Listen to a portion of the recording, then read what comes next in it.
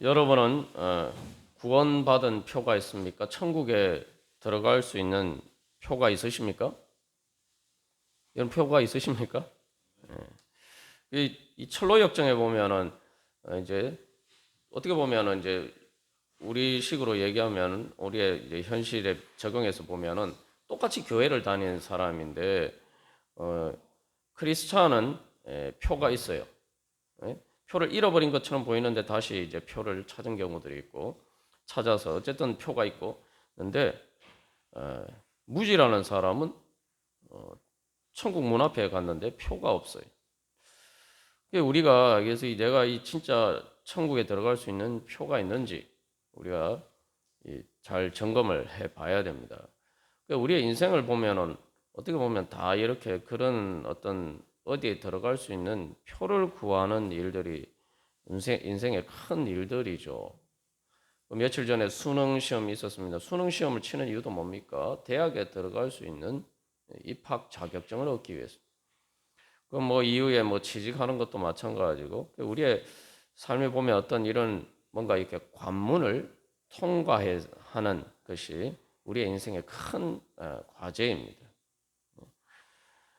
우리가 신앙생활을 하는 가운데 있어서도 내가 바로 그러한 관문 중에서도 가장 중요한 관문이에요. 천국에 들어가는 관문을 통과하기 위해서 어떻게 보면 수능 시험과 비교가 안 되는 중요한 일이죠. 뭐 수능을 시험을 통해서 뭐 어떤 대학에 가는 것은 인생에 큰 역할을 할 수 있을지 모르겠지만 우리가 이제 천국에 들어가는 것은 단순히 인생의 한 부분이 아니라 인생 전체 그리고 영원한 말 그대로 우리의 삶 전체를 결정하는 우리의 삶의 판도를 결정하는 그런 일이죠. 근데 우리가 세상에서 뭐 수능 시험이나 뭐 취직 시험이나 이런 일에 있어서는 우리가 그것을 위해서 정말 이렇게 계속 우리가 이제 시험을 준비를 하죠. 시험 준비한다는 게 뭡니까? 계속 이제 점검하는 거죠. 내가 실제 시험에 칠 때에 그 문제를 맞추기 위해서 계속 이렇게 점검하는 게 사실은 공부입니다. 시험 공부죠.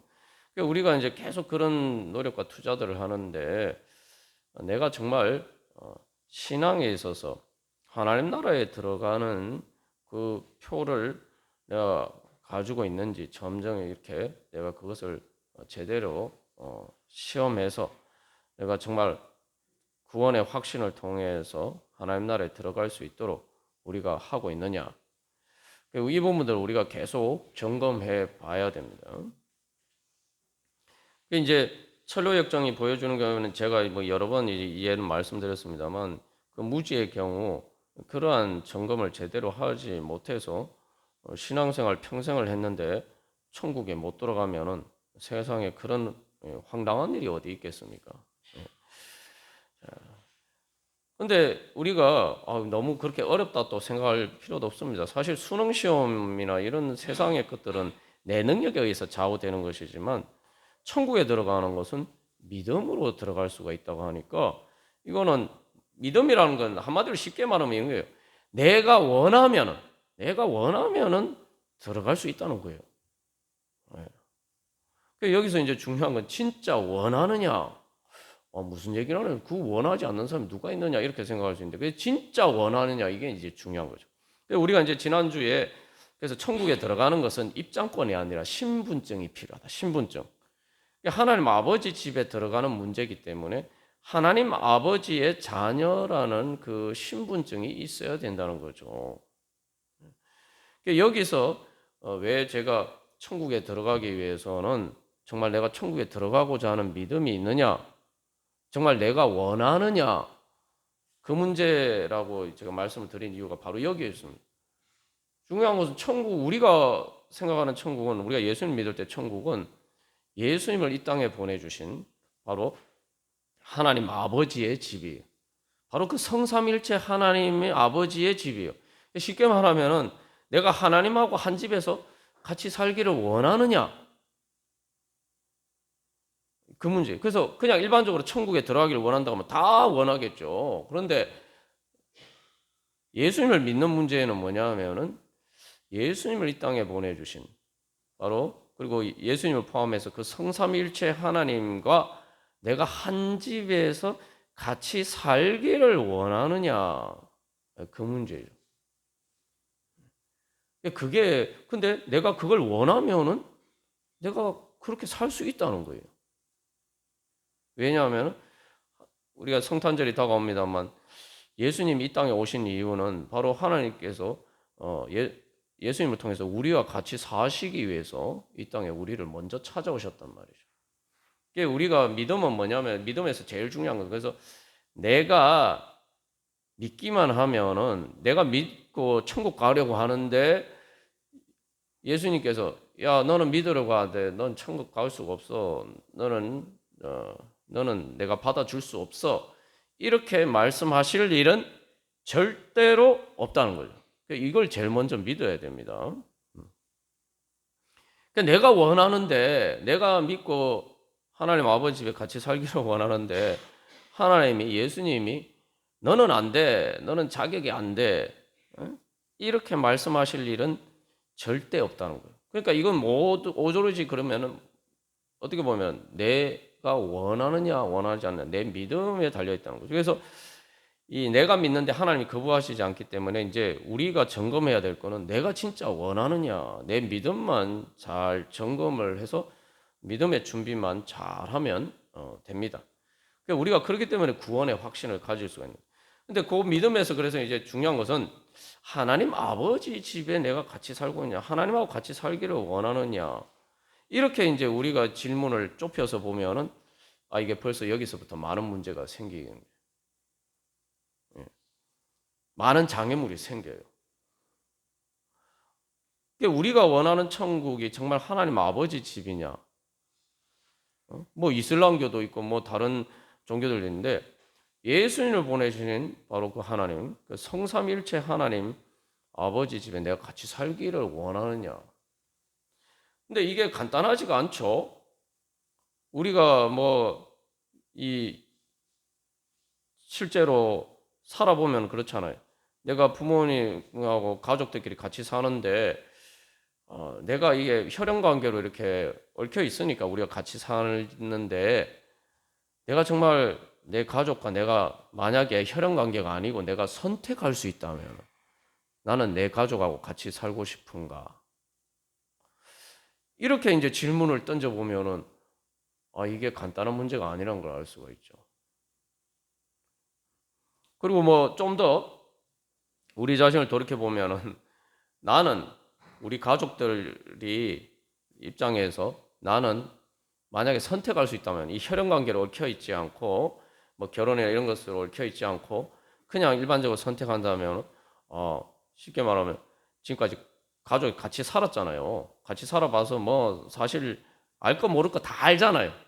누구보다 가까이 지냈으니까. 그런데 그러면은 만약에 선택의 기회가 다시 주어졌을 때 정말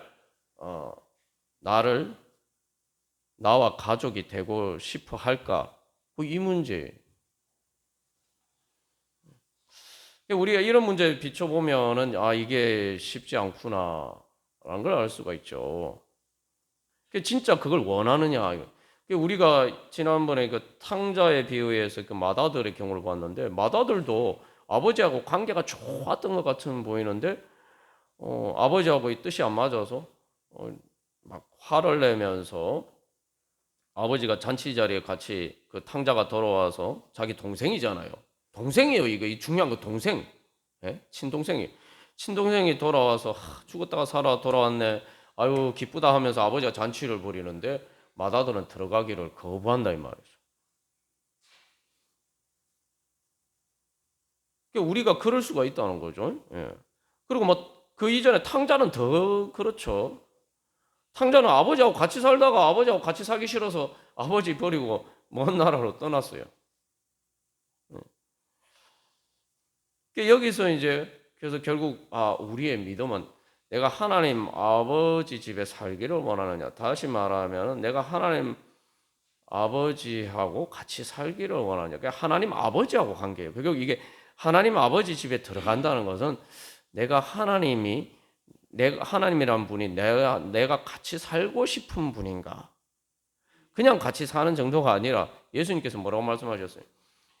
믿음은 예수님을 영접하는 것이다. 오늘 요한복음 1장 12절에서 말씀하는데 예수님이 뭐라고 말씀하시냐 하면은 라오디게아 교인들에게 회개하라. 그러면서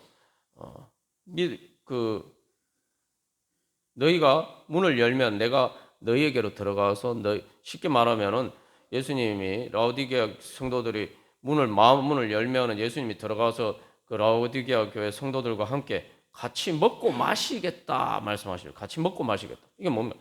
쉽게 말하면 손님이 아니고 그냥 한 집에서 같이 맨날 밥을 같이 먹고 같이 자고 하는 그렇게 지내겠다는 거예요. 예.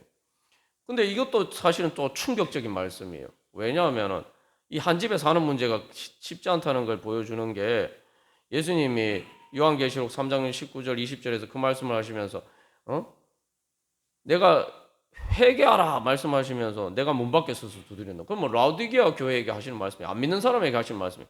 라오디게아 교회 성도들은 지금 예수님이 그들 가운데 계시지 않고 분명히 교회잖아요. 교회인데 예수님이 그들 가운데 계시지 않고 예수님이 그들 마음에 모시지 않고 예수님이 지금 문 밖에 계신단 말이에요.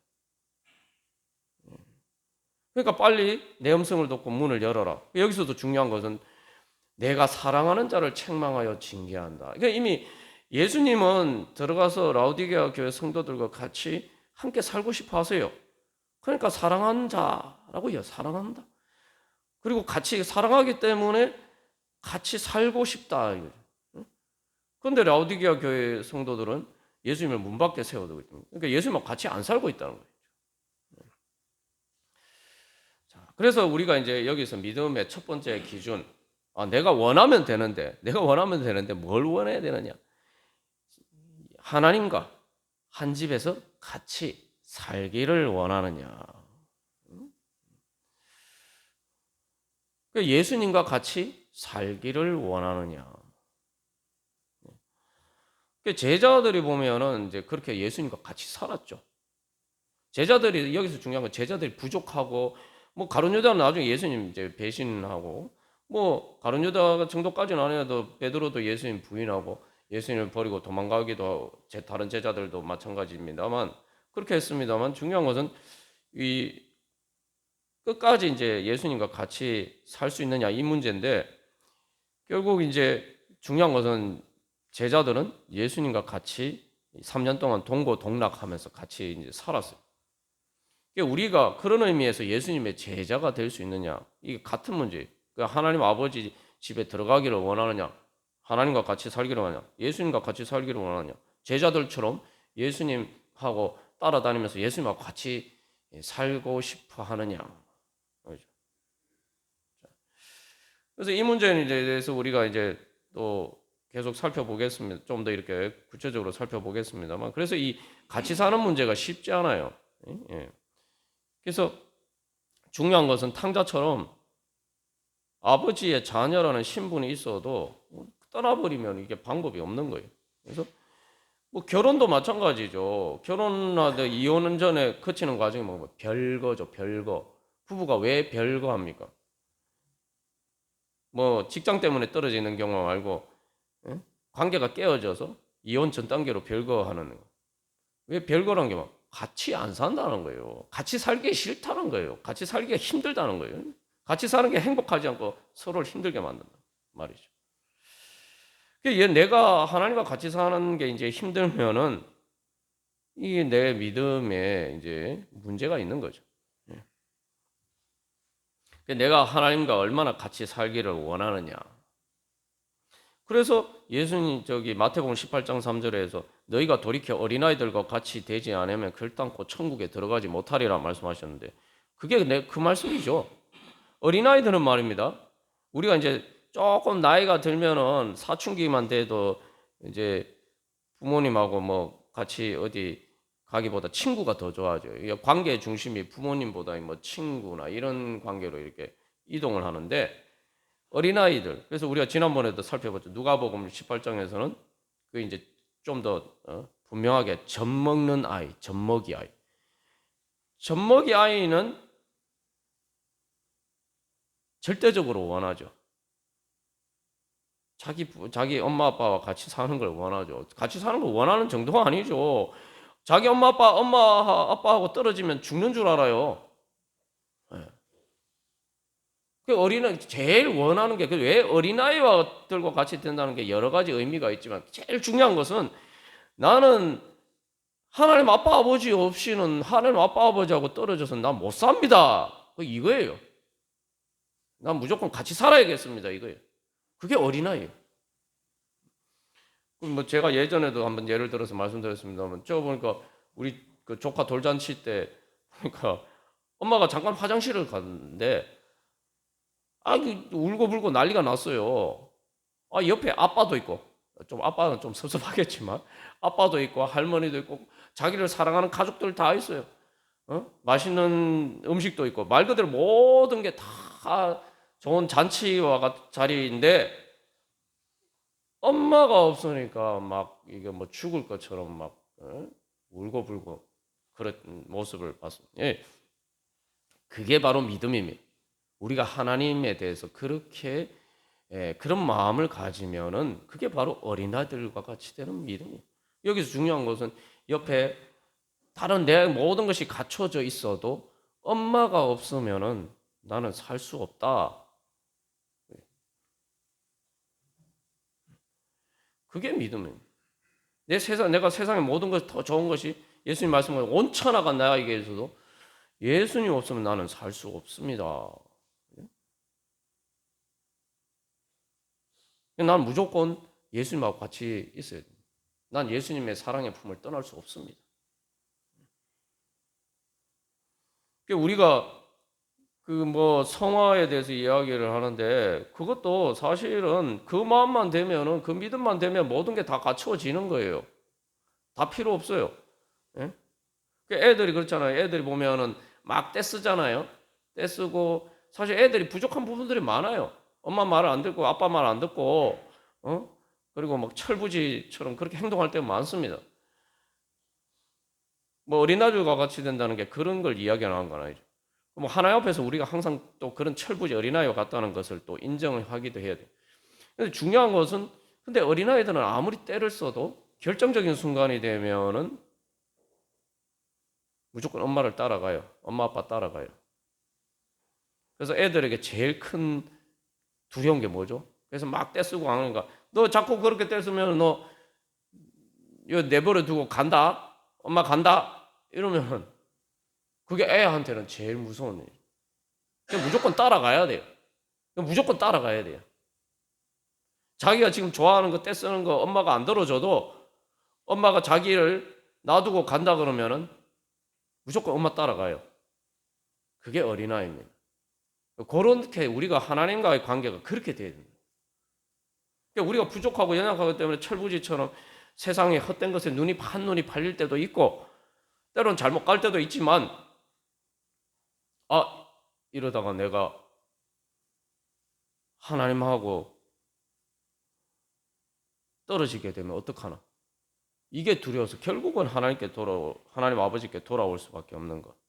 그 마음이 있는 게 그게 천국에 들어갈 수 있는 표입니다. 예.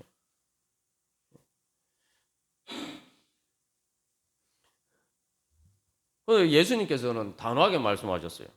너희가 돌이켜 어린아이들과 같이 되지 않으면 결단코 천국에 들어가지 못하리라.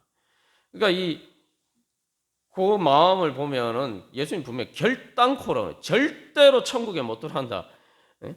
믿음이 있으면 절대로 들어갈 수 있지만 믿음이 없으면은 어린아이들과 같이는 되는 믿음이 없으면 절대 천국에 들어가지 못한다. 그렇게 말씀하셔요. 그래서 이게 바로 여기서 돌이켜라고 해요. 돌이켜는 다 회개인데 그래서 내가 다른데 한눈이 팔려 있더라도 결정적인 순간은 회개하고 주님 앞에 돌아간다는 거예요.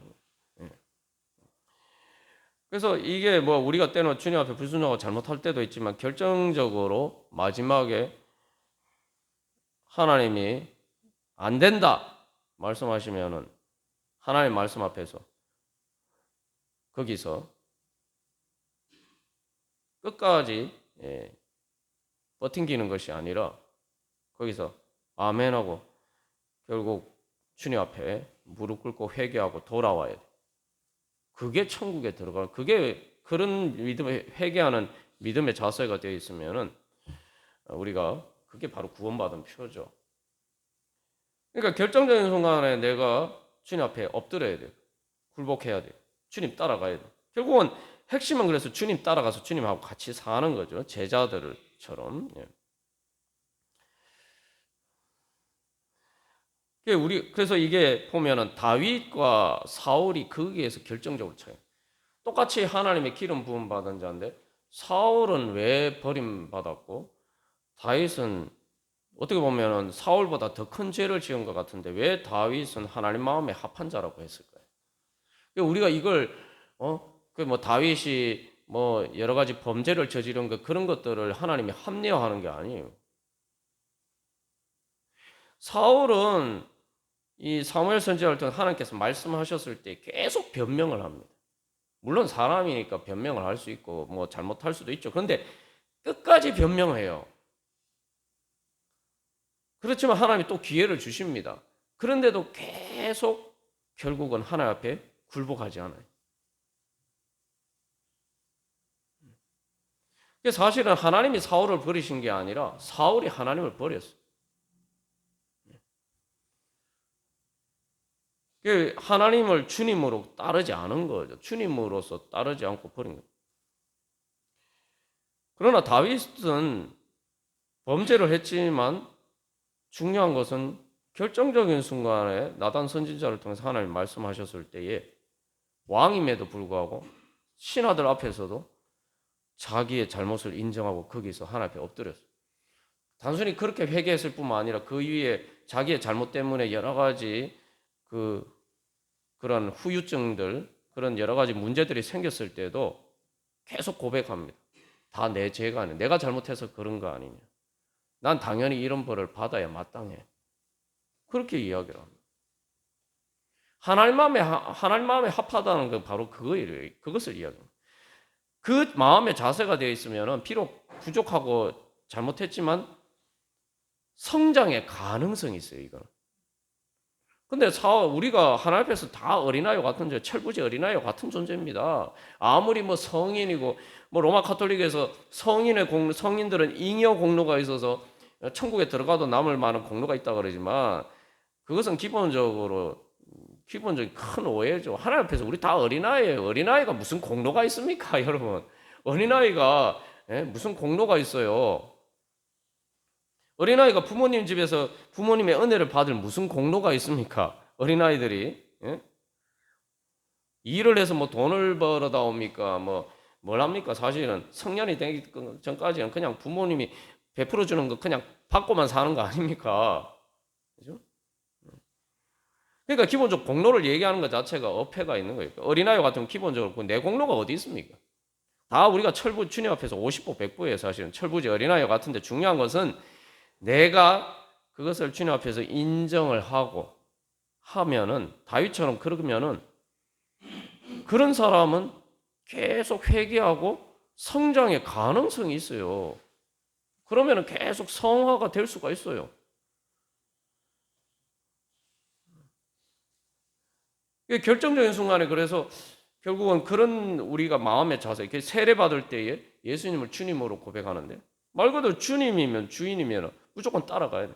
따라간다는 게 바로 어린아이처럼 그렇게 내가 어린아이에게 특히 젖먹이는 그런 완전히 어린아이들에게는 부모가 완전 절대적인 존재죠. 그리고 우리가 하나님을 그렇게 믿으면은 그렇게 따르면은 우리가 천국에 갈 수가 있는 거예요. 지금 부족하지만 중요한 것은 그러면은 베드로도 그렇죠. 제자들도 마찬가지예요. 십자가 앞에서 예수님 버리고 다 도망갔잖아요. 베드로 예수님 3번이나 부인했잖아요. 그러나 그들은 결코 가룟 유다처럼 완전히 절망하지 않고 예수님이 다시 찾아오셨을 때에 그 예수님을 다시 따랐고 그래서 예수님께 대해서 다시 사랑의 고백을 하고 결국은 회개하고 돌아왔다. 그러니까 어때? 오순절 성령 강림을 통해 성령 충만을 받아서 바로 온전케 되어서 결국은 예수님의 끝까지 따를 수 있는 그런 제자들이 되었죠. 중요한 것은 이 가룟 유다와 다른 제자들의 차이가 거기에 있습니다. 그래서 우리가 뭐 예전에 부활절에도 나눴듯이 제자들이 모여 있었다 그랬어요. 모여 있었다. 같이 모여 있었다. 자기들 각자 뿔뿔이 흩어지는 게 아니라 모여 있었어요. 거기 자리에 예수님 나타. 그게 이제 오늘 우리에게 적용하면은 어쨌든 간에 예수님의 이름, 그들이 왜 모였겠습니까? 뭐 아는 사이로 모였겠어요? 어쨌든 예수님 같이 따랐던 제자니까 뭐 예수님의 이름으로 모여 있었던 거예요. 중요한 건 어쨌든 예수님의 품 안에 있으며 예수님의 품 안에 그 다른 말로 오늘 신앙 안에 교회 안에 주님을 떠나지 않고 있으면은 우리에게는 가능성이 있는 거예요. 그래서 그게 바로 이제 하나님의 자녀됨의 가장 중요한 증거입니다. 베드로가 실수하고 잘못했지만 예수님이 찾아오셨을 때 기뻐했잖아요.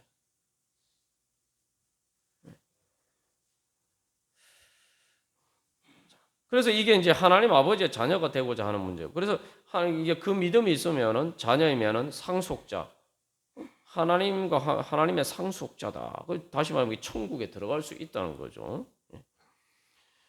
그래서 그 자녀가 그러면 하나님의 자녀가 어떻게 되느냐? 요한복음 1장 12절에서 영접하는 자, 곧 그 이름을 믿는 자들에게는 하나님의 자녀가 되는 권세를 주셨다. 믿는 자들은 믿으면 된다. 그렇게 이야기하죠. 그런데 믿음이 뭐냐? 영접하는 자. 예수님을 내 마음속에 모시고 예수님하고 내하고 같이 살겠다. 예수님을 내 마음의 주인으로, 말 그대로 예수님을 내 주인으로, 내 집의 주인으로 모시고 내가 예수님과 같이 살겠다. 그렇게 믿으면 된다는 거예요. 그런 믿음에 대해서 이야기를 할 때 여기서 요한복음 1장 13절은 그런 사람들은 하나님께로부터 난 자들이다. 그런 마음을 가지게 된 것 자체가 이미 하나님께서 주신 것이다라는 거죠. 하나님으로부터 태어난다는 거예요. 그래서 성경은 하나님을 아빠, 아버지에만 비유하지 않고 구약 성경에 보면은 많이 등장합니다. 예수님, 하나님을 엄마에 비유하는 경우도 많죠. 그래서 정확하게 얘기하면 사실 하나님 아버지라고 하면 어버이 하나님이라고 이제 그렇게 볼 수가 있죠. 그래서 특별히 엄마에 비유하면서 내가 이스라엘 백성들에 대해서 하나님이 엄마가 자기 자식을 잊어버린다고 할지라도 뭐 그런 일은 없죠. 그런 일은 없지만 설사 엄마가 자기 자식을 잊어버리는 일이 있어도 나는 절대 너를 잊을 수 없다. 이게 법적으로도 그렇습니다. 법적으로도 그래서 이 모자 관계, 엄마와 자식 간의 관계는 이게 소송이 필요 없어요. 이제 가끔 이제 진짜 이게 자식이냐 아니냐 이걸 이제 판가름하는 이제 문제들이 생길 때 그 친자 확인 소송이라는 게 있는데 그게 이제 보통 아버지하고 관계에서 문제가 돼요. 엄마하고는 관계가 그런 게 문제가 안 돼요. 왜냐하면은 이거 엄마가 자기 뱃속으로 낳았기 때문에 이거는 내 자식인지 아닌지는 이건 뭐 다른 증거가 필요 없어요. 하나님은 우리를 그렇게 낳으셨다는 거죠. 하나님께로부터 난 자, 낳다라고 하니까 조금 표현이 약한데 그 태어났다는 거예요. 하나님으로부터 태어났다. 하나님께서 그 사랑으로 예수 그리스도의 해산의 고통으로 또 우리로 하여금 예수님 믿도록 인도하시는 그 성령의 역사하심을 통해서 우리가 하나님으로부터 태어났다는 거죠. 내가 믿는 게 그렇게 태어났다는 거예요. 우리가 이것도 참 보면 그렇죠. 예수님 믿는 게 어려운 일이 아니잖아요. 예수님 믿는 게 그거 자체로만 뭐 어려운 일이 아닌데 어떤 사람은 예수 믿는 게 그렇게 어려워. 우리가 전도해 보면 알지만 전도해서 예수님 믿게 만든 게 얼마나 어렵습니까?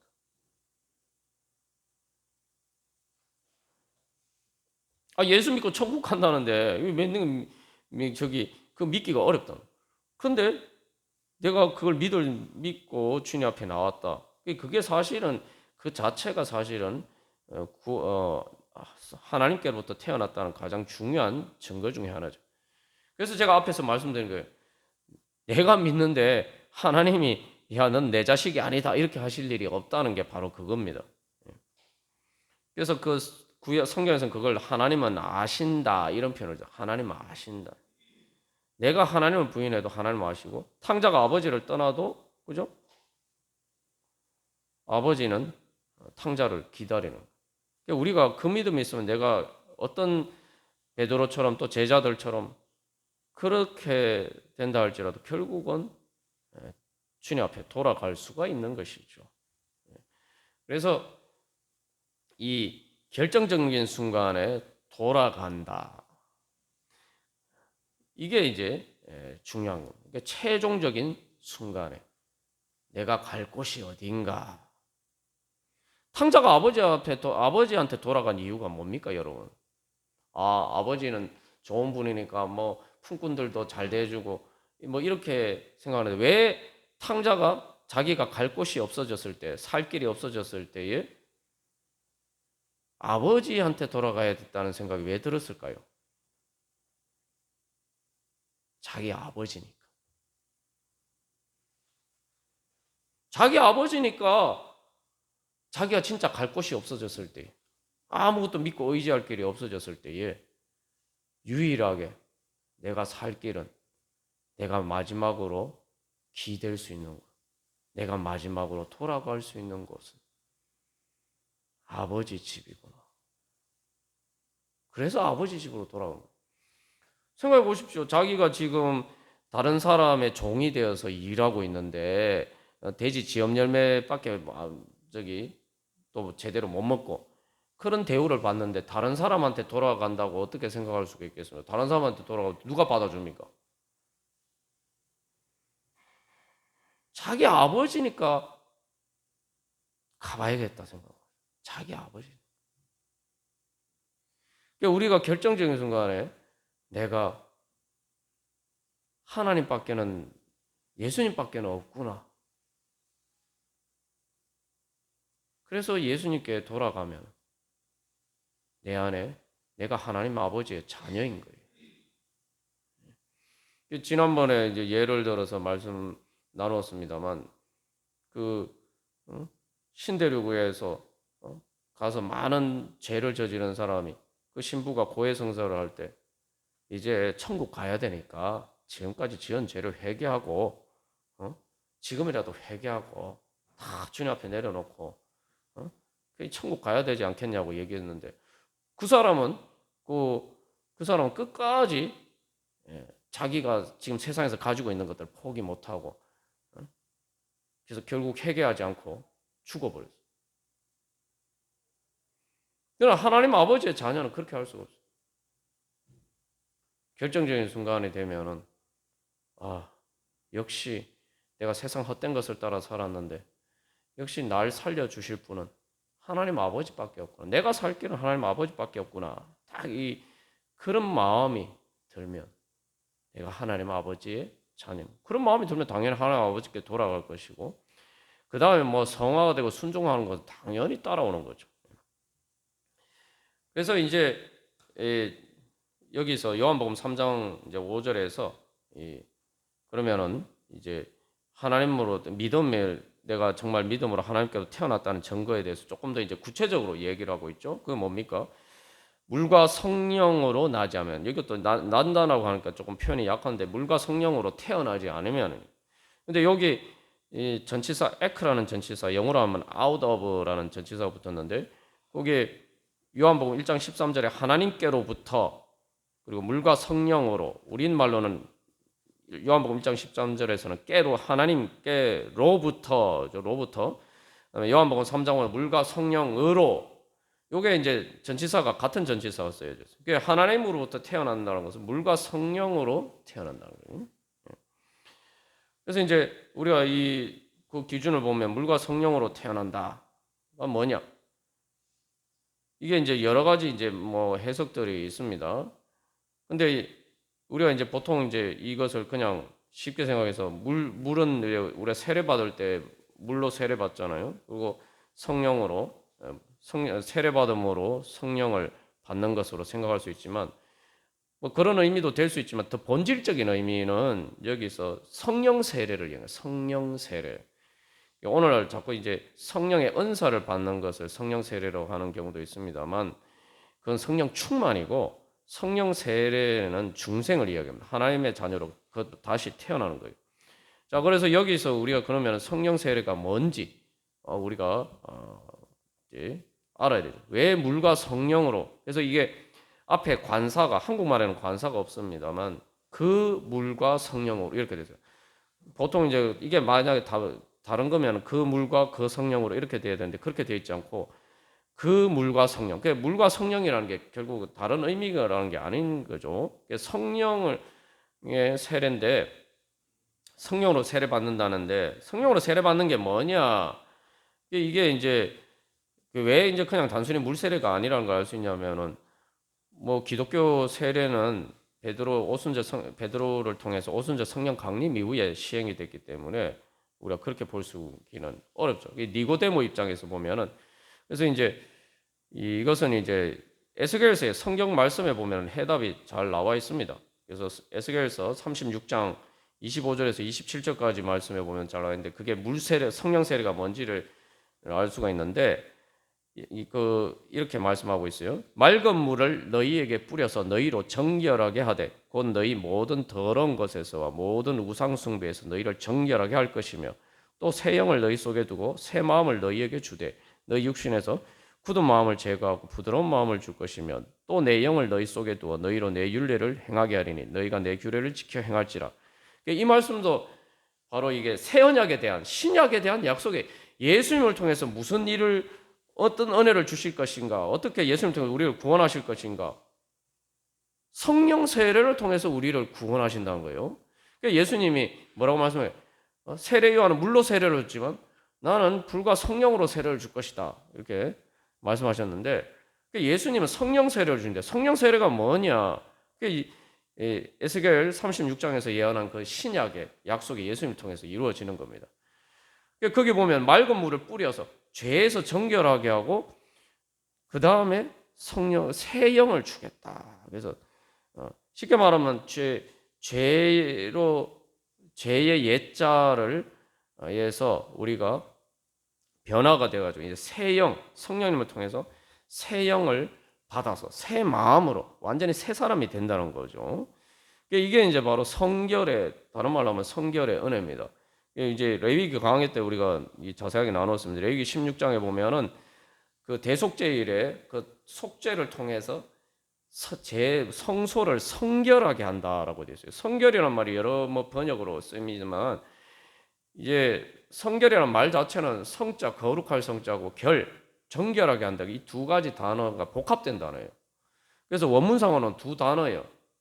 깨끗하게 하고 정결하게 하고 거룩하게 한다. 이거를 한마디로 합쳐서 성결하게 한다는 거죠. 그래서 다시 말하면 성령 세례라는 것은 예수님의 속죄를 통해서 십자가를 통해서 우리를 정결하게 그 예수님의 속죄의 은혜를 우리에게 적용하셔서 성령님께서 우리를 그 예수님의 보혈로 우리를 정결하게 우리의 죄를 씻어 주시고 이제는 우리를 새 사람으로 만들어 주셔서 우리가 하나님의 자녀로 거듭나는 그 하나님의 자녀된 증거가 그래서 영이라는 거, 새 영, 새 마음을 가진 사람. 그렇게 주님께서 우리를 하나님의 자녀로 다시 태어날 수 있도록 해주신다는 증거입니다.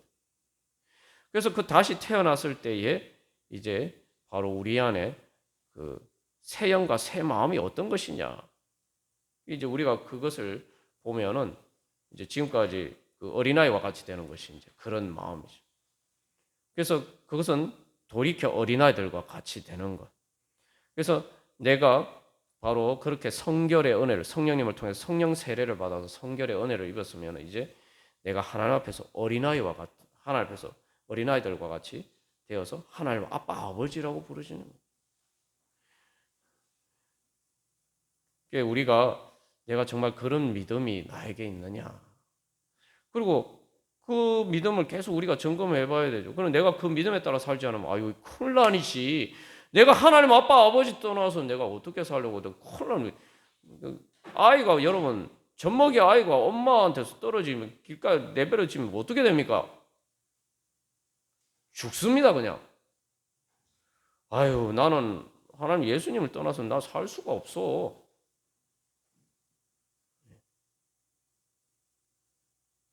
그래서 저는 저를 살려주십시오 하면은 구원받는 거예요. 자, 우리가 오늘도 다시 한번 그런 믿음으로 하나님 아빠 아버지라고 부르짖으면서 주님, 제가 이제 그 성령님을 따라서 제가 어린아이들과 같은 믿음으로 주님 살기를 소망합니다. 그래서 자, 이 땅에서 하나님 나라의 은혜 누리고 영원하신 하나님 나라에 들어가게 하여 주시옵소서. 우리 함께 기도하겠습니다. 한 주간 기도문 우리 같이 교도하고 같이 기도하겠습니다. 1번 제가 먼저 읽겠습니다. 하나님 나라에 들어갈 수 있는 참된 믿음 주소서.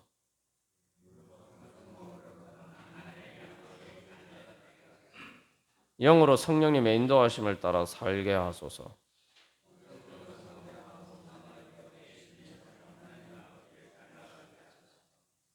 같이 읽겠습니다. 어린아이처럼 저의 주님 되신 예수님께 순종하며 하나님의 의를 따르게 하소서. 아멘. 우리 시간 하나님 아빠 아버지 우리 크게 외치시고 우리 같이 기도하겠습니다. 하나님 아빠 아버지